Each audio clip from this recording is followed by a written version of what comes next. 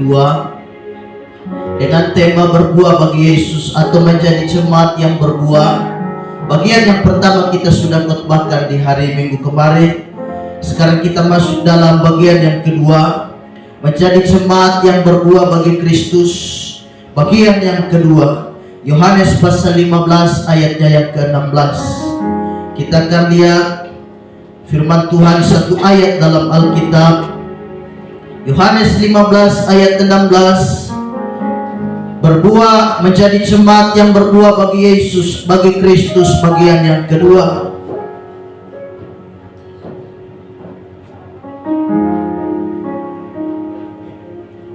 Menjadi jemaat yang berbuah bagi Kristus, bagian yang kedua. Kita buka firman Tuhan dalam Yohanes pasalnya yang ke-15 ayatnya yang ke-16.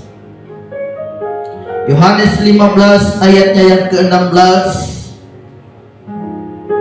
Kita baca ayat ini secara bersama-sama dengan suara yang bagus, bisa didengar semua orang, dan kita bacakan ayat ini dengan suara yang mantap.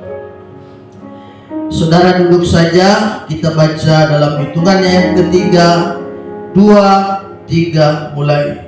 Bukan kamu yang memilih aku, tetapi akulah yang memilih kamu, dan aku telah menetapkan kamu supaya kamu pergi dan menghasilkan buah, dan buahmu itu tetap, supaya apa yang kamu minta kepada Bapa dalam namaku diberikannya kepadamu. Amin. Bukan kamu yang memilih aku, tetapi akulah yang memilih kamu, dan aku telah menetapkan kamu supaya kamu pergi dan menghasilkan buah, dan buahmu itu tetap, supaya apa yang kamu minta kepada Bapa dalam namaku diberikannya kepadamu. Demikianlah pembacaan firman Allah dalam tema khotbah kita, menjadi jemaat yang berbuah bagi Kristus, bagian yang kedua. Firman Allah berkata, aku telah memilih kamu dan menetapkan kamu supaya kamu berbuah. Garis bawahi di situ ada kalimat supaya kamu menghasilkan buah, dan buahmu itu tetap.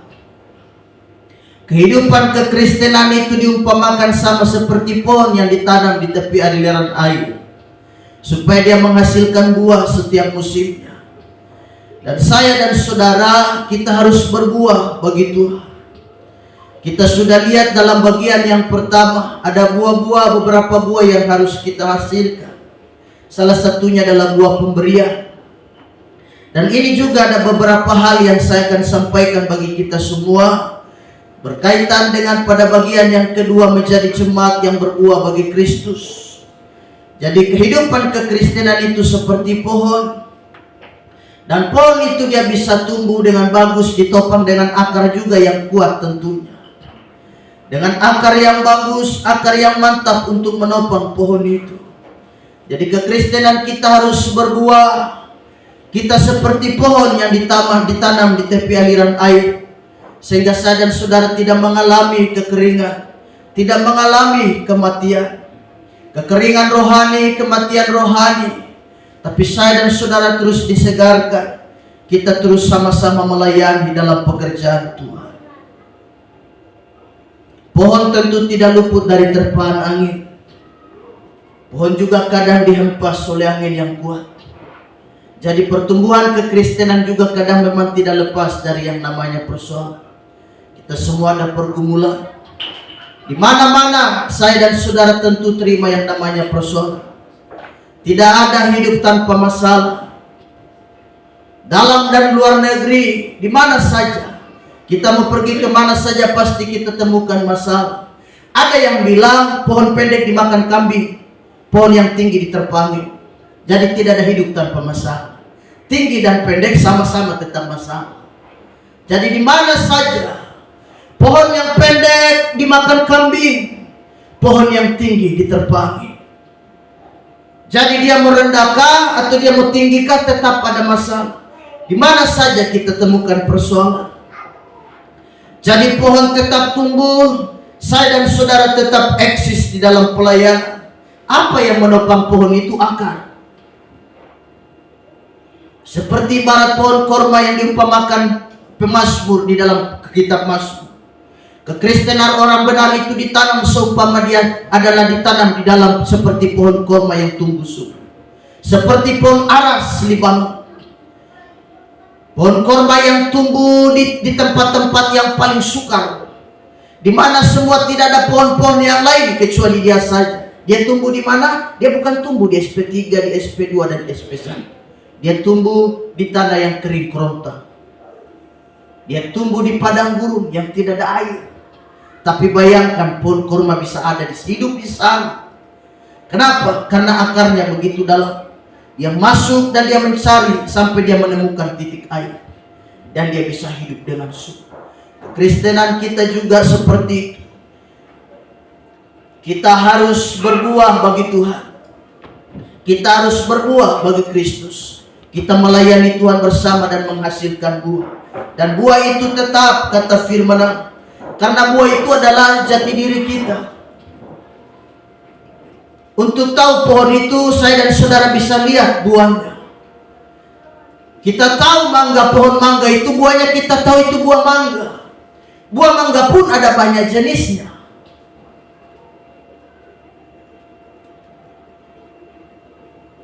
Buah mangga ada banyak jenis. Kita lihat jenisnya banyak sekali. Sampai di tanah gereja kita di kilometer 10, Bapak dan Ibu Gembala juga tanam yang jenis-jenisnya juga macam-macam. Ada mangga madu, haleluya. Ada juga mangga yang penjual bilang, ini Pak mangga Thailand. Oh oke lah kalau begitu. Mudah-mudahan dia tumbuh di Indonesia. Karena kan namanya juga mangga Thailand. Dia bilang buahnya ini kuning sekali kalau dia buah. Jadi Bapak dan Ibu Gembala rawat. Setiap hari Bapak Gembala keluar rumah, cuman cek aja do kapan kau mau buah ya. Manusia dia sudah tinggi, sudah melebihi Bapak Gembala. Karena mangga ini punya kisah. Pohon mangga ini bibitnya kita ambil dari SP2 apa SP1. Kita beli di sana, angkut dari sana pakai motor bersama dengan almarhumah anak kami Margaret. Jadi setiap kali aku menatap mangga ini, aku mengingat tentang dia. Dia berkata, Pak, tanamlah pohon mangga. Maka Bapak dan Ibu Gembala tanam. Jadi setiap hari keluar, cuma cek, aduh kapan ya, sudah tinggi. Kapan? Ada kerinduan di hati. Cek rambutan, belum juga. Cek yang lain. Kemarin Bapak Gembala lagi tidur, dikagetkan sama Ibu Gembala, Pak bangun, jambu telah berbuah. Puji Tuhan.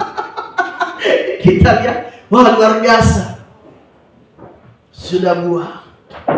Saya bilang ini buah remaja. Jadi ada sukacita di hati. Coba kalau pohon yang kita tanam tidak buah, hati jengkel. Kita bilang ini kita capek-capek sudah tanam bikin apa? Ngapain dia ada di sini? Lebih baik kita tebang aja bikin kayu bakar. Tapi kalau dia buah, wah kita hati senang juga melihatnya. Jadi Bapak Gembala lihat, wah puji Tuhan, aku menikmati hasil buah tanganku sendiri. Pohon jambu telah berbuah.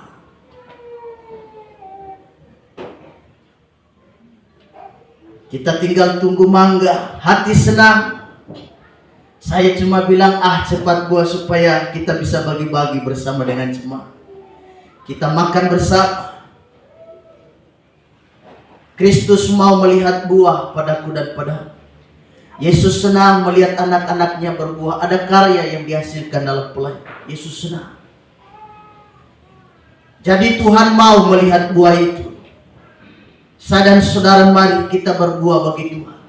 Ada buah, ada karakter ilahi yang terbangun dalam pelayan. Jangan saudara jadi jemaat begitu-gitu aja dari tahun ke tahun gitu. Tahun kemarin suka tersinggung, tahun 2024 juga masih tersinggung. Masuk tahun 2025 masih tersinggung lagi. Kita menjadi jemaat, salah satunya adalah buah karakter kita yang harus kita. Allah senang, Tuhan senang melihat anak-anaknya berbuah. Saya dan saudara saja senang melihat pohon yang kita tanam, entah itu dia di belakang rumah, apa di samping rumah dan depan rumah, dia menghasilkan buah. Hati senang sekali. kita senang, kita bangga. Tapi coba kalau pohon yang kita tanam itu dia tidak menghasilkan buah, kita hati juga tidak senang. Kita jengkel.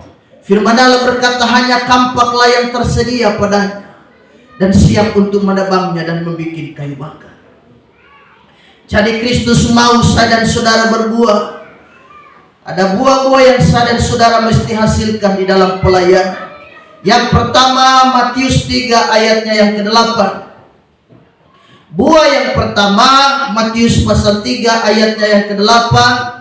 Firman Tuhan berkata, hasilkanlah buah yang sesuai dengan pertobatan.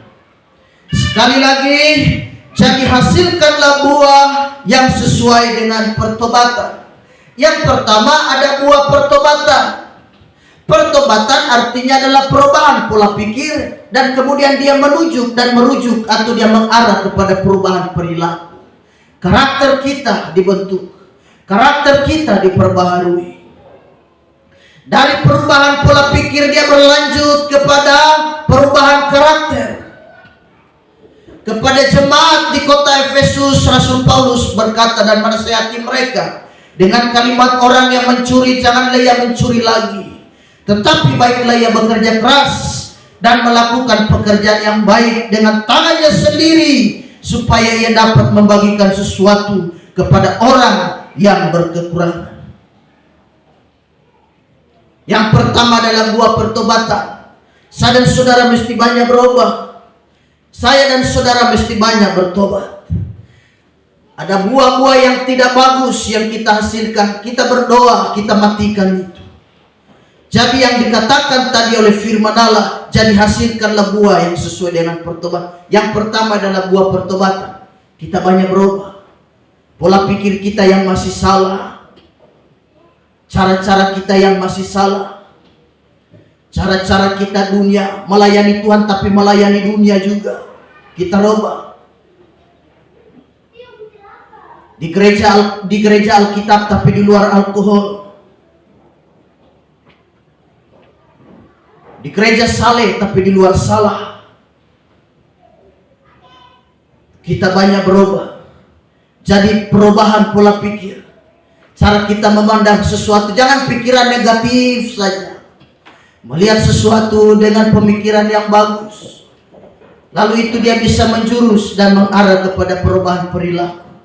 Saya dan saudara perilaku, cara hidup kita diubahkan Tuhan. Pola pikir kita dirubah, hati kita juga dirubah. Kenapa? Kita hasilkan buah pertobatan. Kita banyak bertobat, kita banyak berubah. Ini Kristus mau dan Kristus senang. Jadi hasilkanlah buah yang sesuai dengan pertobatan.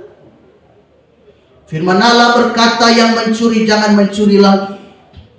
Itu nasihat Paulus kepada jemaat yang ada di Efesus. Saya dan saudara bertobat dari segala sesuatu yang tidak memuliakan Allah. Kita buang jauh-jauh hal-hal yang tidak memuliakan Allah, supaya mereka bekerja dan mereka makan dari tangan mereka sendiri, dari jari-jari lelah mereka sendiri. Yang mencuri baiklah dia jangan mencuri lagi. Itu nasihat penting. Melayani Tuhan harus rajin. Dengan kata lain, kita melayani Tuhan mesti rajin. Jangan malas. Kita harus bekerja, kata Alkitab. Jadi yang negatif jangan negatif lagi, yang mencuri jangan mencuri lagi, yang suka maki jangan maki lagi. Haleluya. Yang main judi stop, jangan main judi lagi. Kenapa? Karena saya dan saudara sudah bertobat. Kita menjadi Kristen yang benar. Mereka bertanya, wah kau sudah tidak kumpul lagi dengan kami ya? Kakak kau sekarang lain. Biasanya kau tempat nongkrongmu di sini, sekarang kau sudah jadi lain ya? Apa-apa ke gereja, apa-apa ke gereja, apa-apa ke gereja. Wah sekarang kau iya, aku sudah bertobat. Aku sudah menjadi anak Tuhan yang baik. Dulu mungkin aku bisa bersama dengan kalian, sekarang aku tidak lagi. Karena aku sudah berubah. Perubahan pola pikir dan perubahan cara saya bertingkah laku. Jadi yang mencuri jangan mencuri lagi. Saya dan saudara mesti rajin melayani Tuhan. Amsal 10 ayat 4 berkata, tangan yang lambat membuat miskin, tetapi tangan orang rajin menjadikan kaya. 2 Tesalonika 3 ayatnya yang ke-10. Sebab juga waktu kami berada di antara kamu, kami memberi peringatan ini kepada kamu. Jika seorang tidak mau bekerja, janganlah ia makan. Jadi rajin ini penting. Saudara dan saya harus rajin kerjakan segala sesuatu dengan rajin. Tangan orang lamban, kata firman Allah. Tangan si pemalas, ayat lain berkata si pemalas banyak keinginannya, tetapi sebenarnya semua adalah sia-sia. Pernah kau lihat orang malas hanya duduk lalu dia merenung? Kerjakan segala sesuatu. Firman Allah berkata, apapun yang kamu kerjakan, entah makan, kau minum, kau lakukan apapun, kau lakukan semua untuk Tuhan dan bukan untuk manusia. Kita kerjakan pelayanan, kita rajin. Yang mencuri jangan mencuri lagi, yang malas jangan malas lagi. Yang malas ke gereja jangan lagi, sekarang kita rajin cari Tuhan. Yang malas persekutuan, malas ibadah, sekarang jadi rajin ibadah. Kenapa? Karena saya dan saudara sudah berubah. Kita cari Tuhan dengan sungguh. Kita mulai rajin kerjakan segala sesuatu. Bapak Gembala pernah sampaikan, jika kau tidak diberkati, kemungkinan 2 hal ini ada padamu. Yang pertama, kau cari Tuhan tidak betul. Yang kedua, kau malas. Sebab Allah tidak berurusan dengan orang malas. Kita harus rajin. Kita harus rajin mengerjakan segala sesuatu. Sebab kalau orang malas, orang juga tidak suka lihat, apalagi Tuhan. Kita harus kerjakan sesuatu dengan rajin. Kita melayani Tuhan harus rajin. Saya dan saudara kita harus berubah. Kita mesti bertobat. Perilaku kita, hal-hal yang tidak memuliakan Allah kita. Kita berubah. Hidup ini hanya sementara. Hidup ini singkat dan tidak ada fotokopinya. Sehingga kalau sekali salah-salah seterusnya, sekali benar-benar seterusnya. Dengarkan sekali lagi, hidup ini singkat dan tidak ada fotokopinya. Sekali Anda berubah, kau akan berubah terus. Allah akan memberkati. Tapi sekali kita salah, maka kita akan salah seterusnya. Kami sebagai hamba Tuhan juga mesti rajin. Bukan kami cuma tahu pintar khotbah, ya jemaat rajin. Tantang saudara dari mimbar rajin. Tapi saudara lihat kami malas. Melayani Tuhan tidak betul. Melayani umat dan melayani jemaat tidak betul. Kami juga harus rajin dalam mengerjakan segala pekerjaan Tuhan. Kami sebagai hamba Tuhan, kami belajar untuk mencukupkan diri. Kami belajar untuk menghasilkan sesuatu dari tangan kami. Kami harus hidup dari apa yang kami khotbahkan dan kami beritakan. Karena firman Allah berkata, seorang pengkhotbah, seorang pemberita firman, dia hidup dari apa yang dia beritakan. Jadi kami harus khotbah begitu rupa.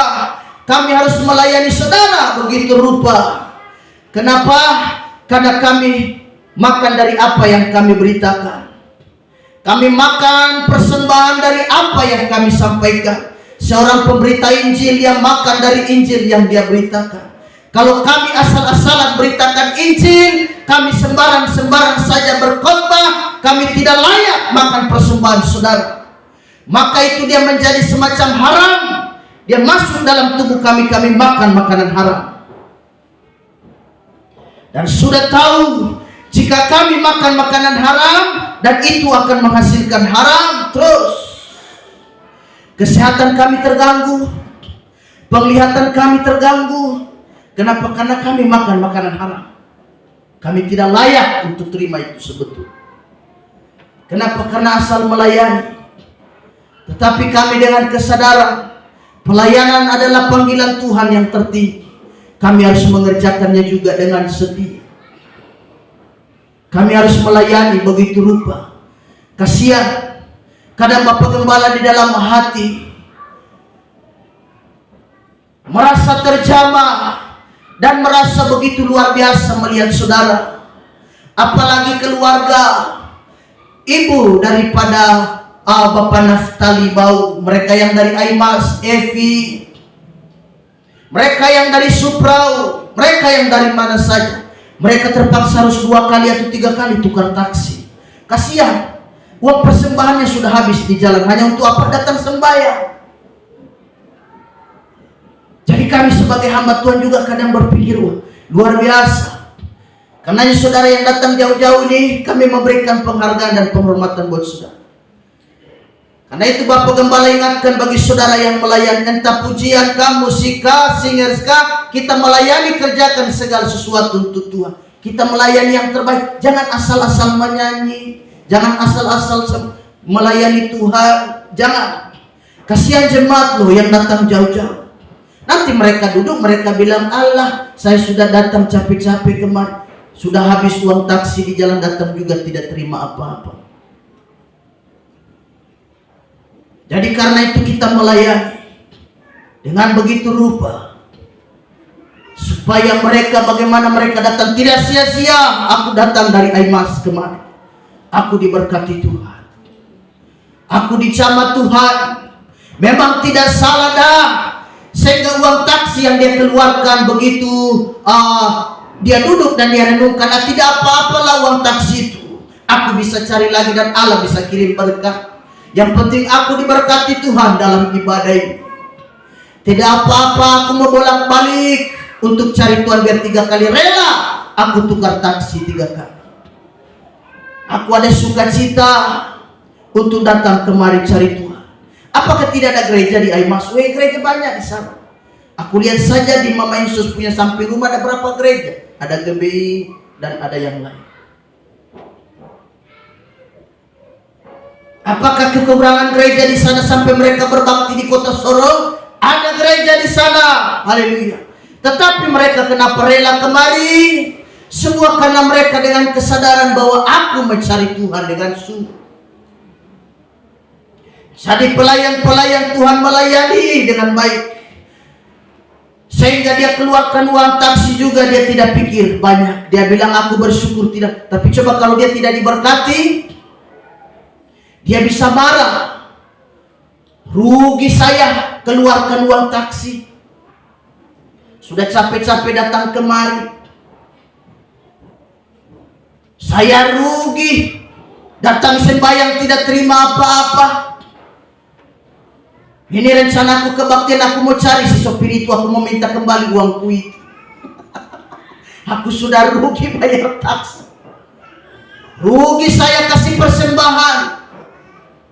Tapi coba kalau dia diberkati, ada sukacita, dia tidak pikir-pikir apa yang dia keluarkan masuk sukacita buat dia. Dia tidak hitung-hitungan. Kenapa? Karena ada sukacita. Jadi saya dan saudara kita rajin. Kita rajin berdoa, rajin ikut ibadah, kita rajin melayani. Allah tidak berurusan dengan orang yang malas. Saya dan saudara mari kita rajin melayani Tuhan. Kami sebagai pengkhotbah juga begitu. Kalau kami melayani saudara asal-asalan, kami merasa berdosa terima persembahan saudara. Kami merasa bersalah terima pemberian saudara. Entah itu sayur kangkung 1 ikat kah, ataupun apapun itu yang saudara berikan pada kami. Kami tidak layak untuk makan itu. Tapi kalau kami melayani saudara dengan panggilan yang luar biasa, kami melayani saudara dengan baik, maka kami juga pantas menerima sayur kangkung yang saudara berikan. Kami layak makan apa yang saudara berikan kepada kami, karena kami melayani Tuhan dengan benar. Kami melayani Tuhan dengan baik, sehingga makanan yang saudara berikan pada kami, hamba Tuhan kami terima, itu mendatangkan berkat yang masuk dalam tubuh kami. Dia mendatangkan berkat, dia mendatangkan kesehatan. Tapi coba kalau kami melayani saudara asal-asal, makanan yang saudara berikan pada kami, kami terima, dia akan ciptakan kanker dalam hidup kami. Dia akan ciptakan gondok, sehingga biar lagi emas 5 gram tergantung pada lehermu, tidak ada guna karena gondok besar.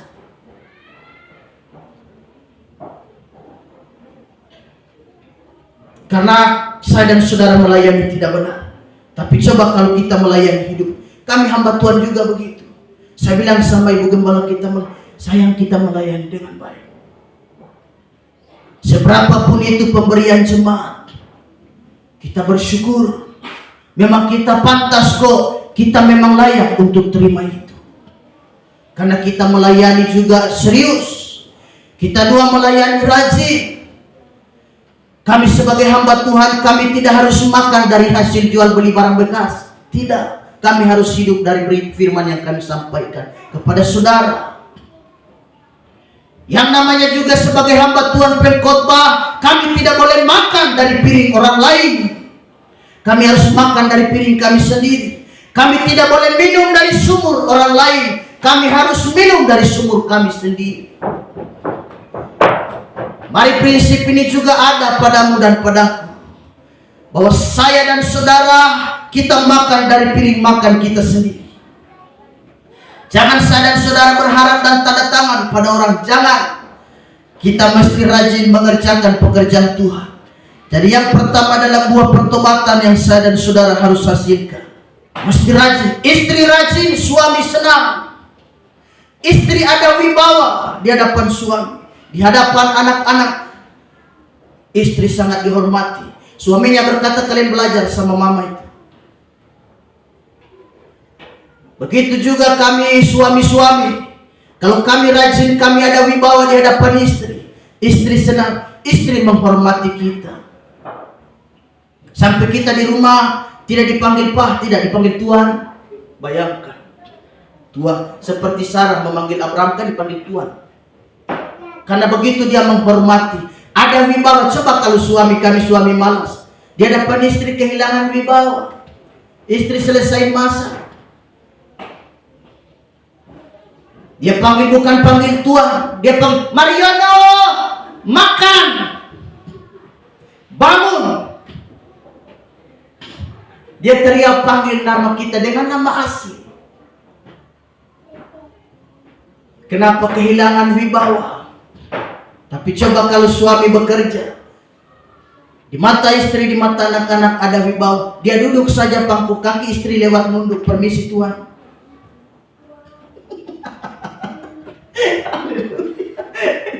Jadi kita mesti rajin. Kita mesti rajin ya, haleluya. Saudara tahu murid-murid Yesus dipanggil Yesus itu orang-orang rajin. Salah satunya Petrus. Waktu dipanggil Yesus dia lagi bersih jala, sementara bersihkan jaring.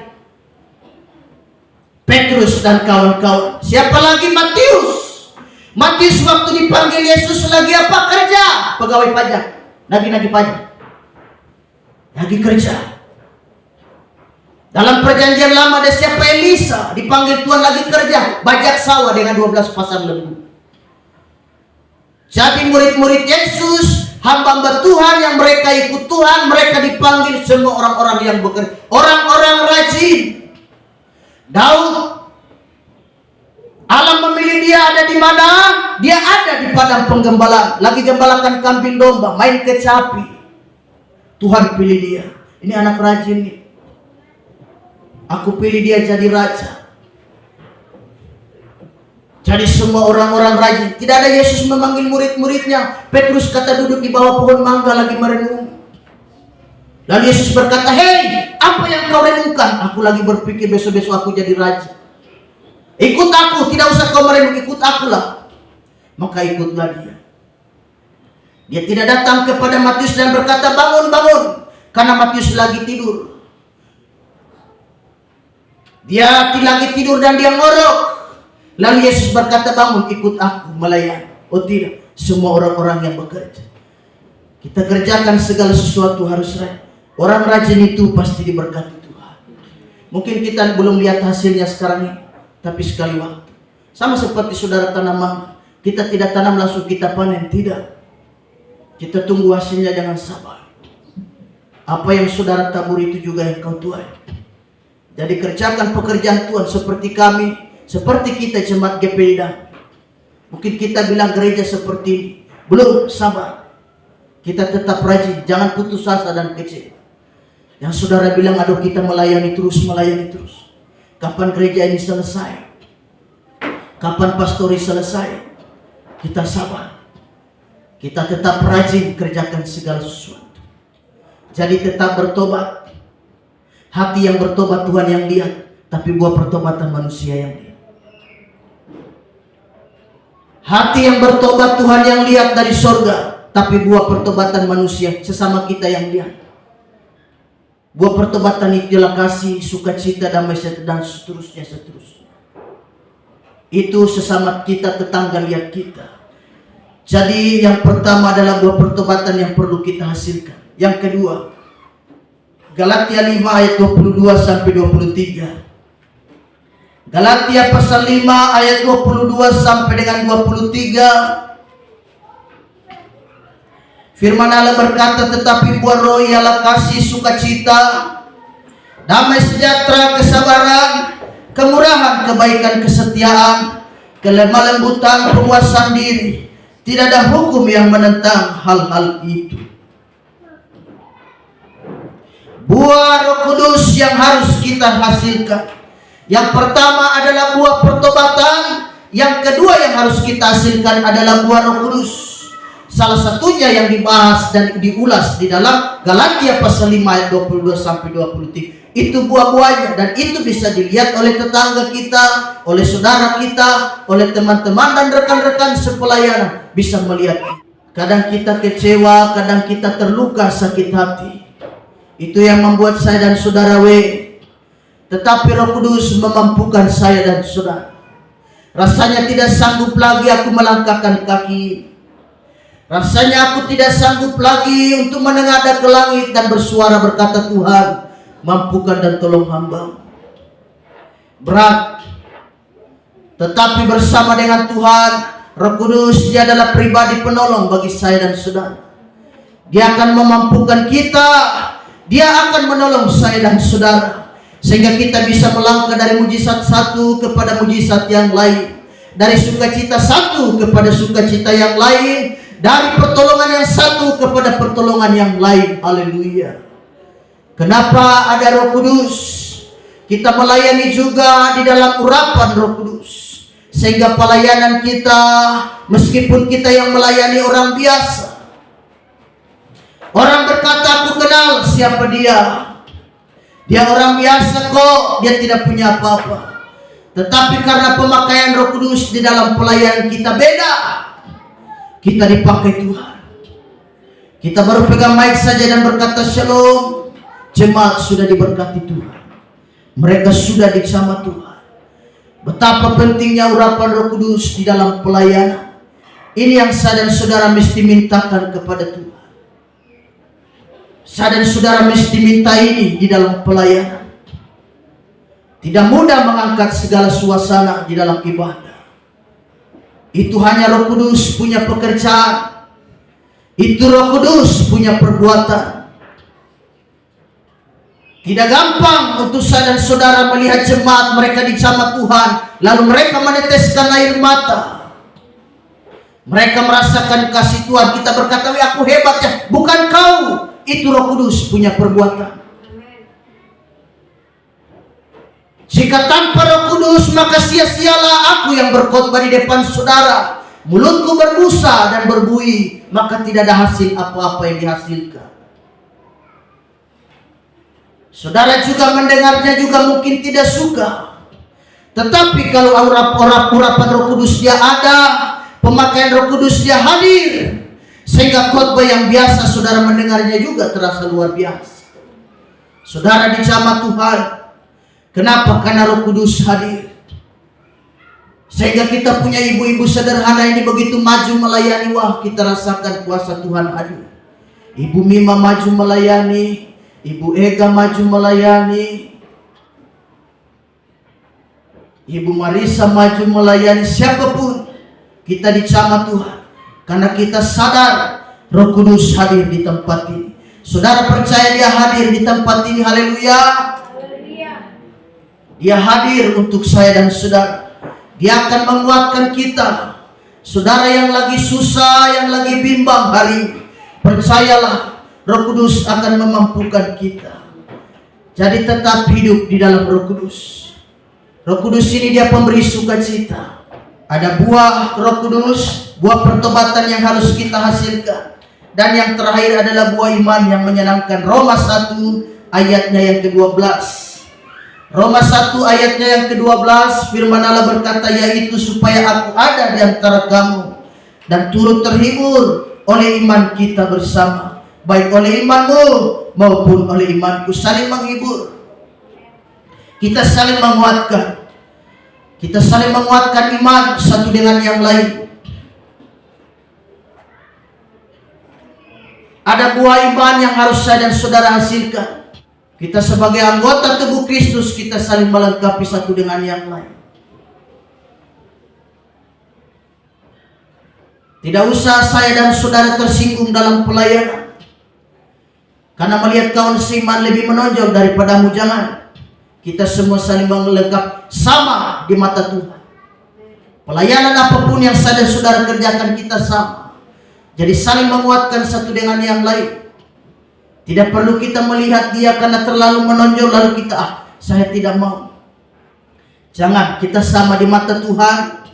Kita anggota tubuh Kristus sama. Kau pelayanan penerima tamu, kau pelayanan persembahan, kau pelayanan pujian maupun pelayanan khotbah, haleluya, sama di mata Tuhan.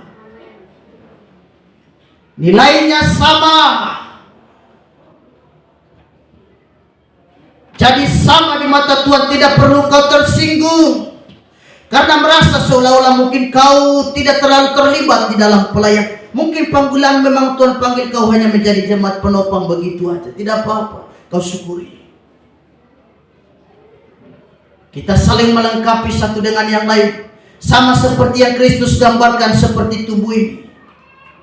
Untuk kepala saja sudah ada berapa anggota di sini, sudah beda.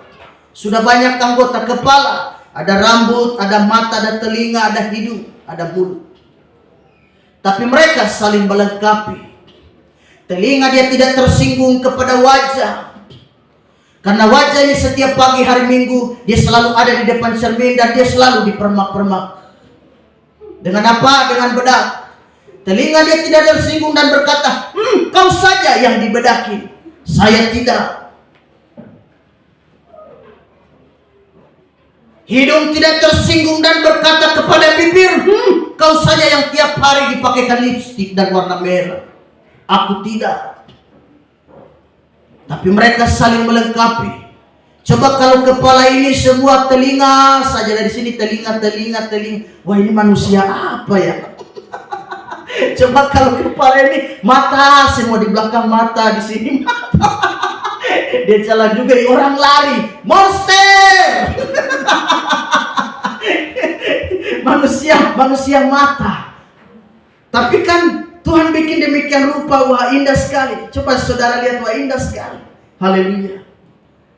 Hidung juga Tuhan sudah atur sehingga lubangnya menghadap ke bawah. Coba kalau dia menghadap ke atas, begitu hujan mati karena masuk. Haleluya, masuk kain. Wah, kita lagi bawa motor, begitu gerimis harus berlindung dulu nih. Kenapa? Karena wah, lubang hidung bisa masuk air. Tapi karena Tuhan sudah atur begitu indah, hidungnya dia turun ke bawah, lubangnya berada di bawah alur. Mau hujan deras, tabrak saja, santai.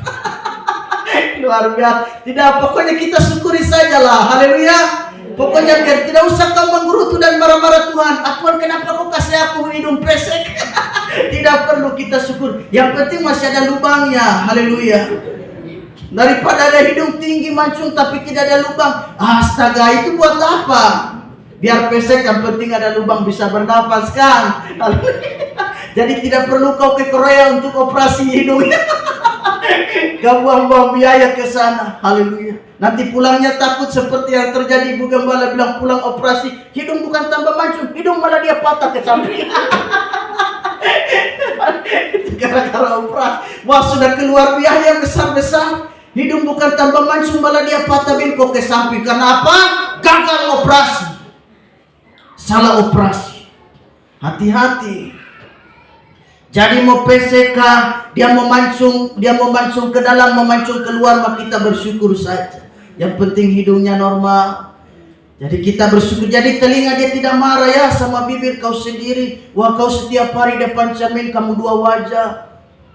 Selalu dikasih pakai lipstik indah-indah. Kami ini kasihan. Paling-paling kami kalau gatal sedikit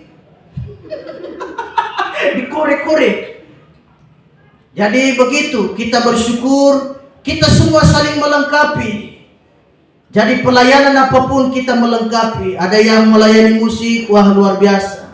Kita semua, jemaat juga ada yang duduk dengar khotbah. Coba kalau Bapak Gembala khotbah tidak ada jemaat duduk dengar khotbah. Wah, ibadah apa ini? Bapak Gembala khotbah sama kursi.